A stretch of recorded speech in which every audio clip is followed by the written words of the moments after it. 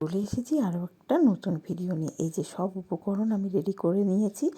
তো এই ভিডিওটা দেখার জন্য বা আমি কী বানাচ্ছি শেষ পর্যন্ত আপনাকে অবশ্যই ভিডিওটা দেখতে হবে। তো তেলের মধ্যে কিছু বিউলির ডাল আর লঙ্কা ফোড়ন দিয়ে দিয়েছি, তারপরে পেঁয়াজ, তারপরে লঙ্কা, তারপরে টমেটো, এক এক করে যা যা উপকরণ রেখেছিলাম সেইগুলো কড়াইতে দিয়ে ভালো করে আমি একটু ভাজা ভাজা করে নেবো। নুন হলুদ পরিমাণ মতো দিয়ে দেবো।